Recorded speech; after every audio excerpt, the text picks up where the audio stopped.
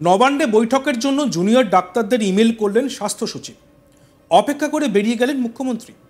এবার আন্দোলনকারী জুনিয়র ডাক্তারদের সঙ্গে বৈঠকে বসতে চেয়েছিলেন মুখ্যমন্ত্রী মমতা বন্দ্যোপাধ্যায়। মঙ্গলবার 10ই সেপ্টেম্বর স্বাস্থ্য সচিব নারায়ণ স্বরূপ নিগম আন্দোলনকারী জুনিয়র ডাক্তারদের ইমেল পাঠান। আন্দোলনকারীদের সঙ্গে মুখ্যমন্ত্রী এই দিনই বৈঠকে বসতে চান বলে জানান তিনি।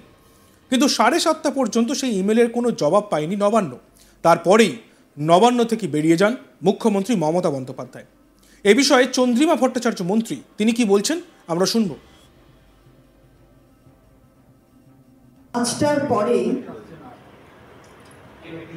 কর্মবিরতি থেকে ডাক্তাররা সরে আসেননি এবং স্বাস্থ্য ভবনের সামনে আপনারা দেখেছেন যে তারা তাদের আন্দোলন জারি রেখেছেন।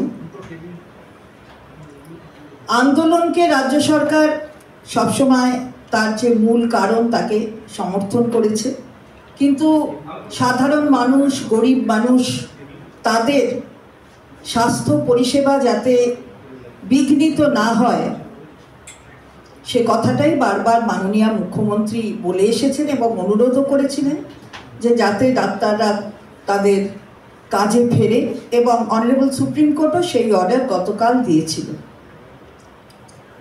5টার পর থেকে তাদের কাছে আমাদের প্রশাসনের মাধ্যমে আন্দোলনরত চিকিৎসকদের কাছে খবর গিয়েছিল যে সরকারের একদম উচ্চ স্থানে সুপ্রিম জায়গায় থেকে প্রশাসনের যদি তারা চান তাহলে তারা আসতে পারেন, কথা বলতে পারেন, এবং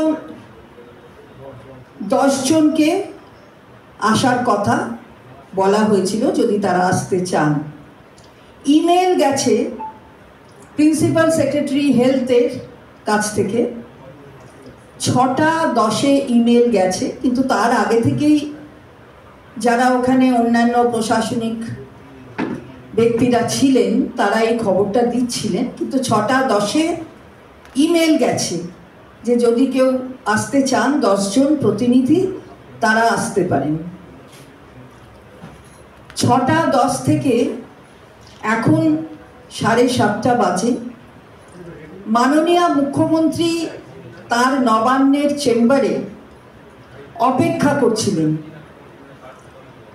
যে যদি প্রতিনিধিরা আসে, অথবা 10-এর বদলে যদি আরো বেশি কেউ বলেন তারা যদি আসে। তিনি এতক্ষণ ধরে অপেক্ষা করেছেন, কিন্তু চিকিৎসকদের কাছ থেকে, আন্দোলনরত চিকিৎসকদের কাছ থেকে এখনো অবধি কোনো খবর পাওয়া যায়নি। কারা আসবেন, কেউ আসতে চান কিনা, কোনো মাধ্যমেই কোনো খবর পাওয়া যায়নি। কোনো মেলের উত্তরেও কোনো মেল আসেনি। ফলে মাননীয় মুখ্যমন্ত্রী 7:30 অবধি অপেক্ষা করে এই মাত্র নবান্ন থেকে তিনি বেরিয়ে গেছেন।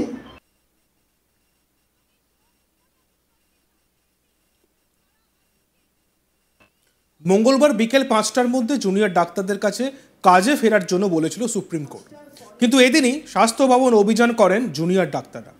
কাজে যোগ না দিয়ে নিজেদের দাবি জানান আন্দোলনকারীরা। 5টার পরই নবান্নের তরফে আন্দোলনকারী জুনিয়র ডাক্তারদের ইমেল পাঠানো হয়। আমরা শুনে নিই প্রধান বিচারপতি DY চন্দ্রচূড় এই বিষয়ে কি বলছেন।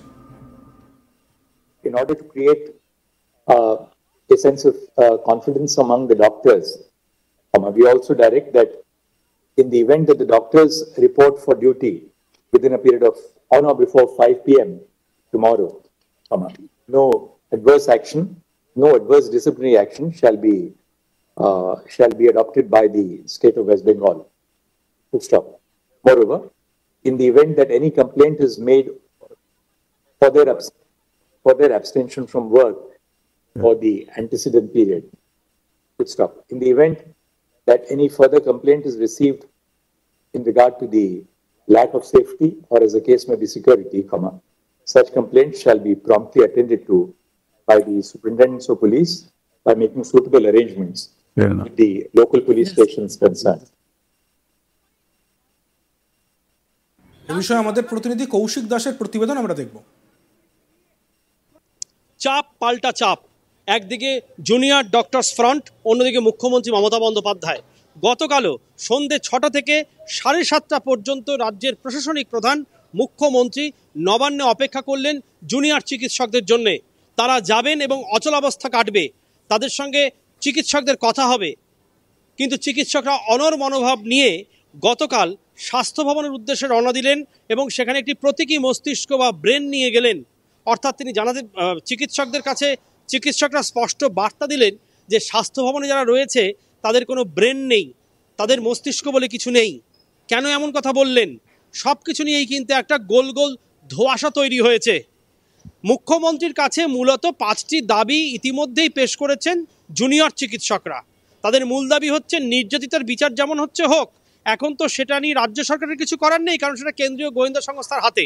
পাশাপাশি আরও কতগুলো দাবি করা হয়েছে সেখানে।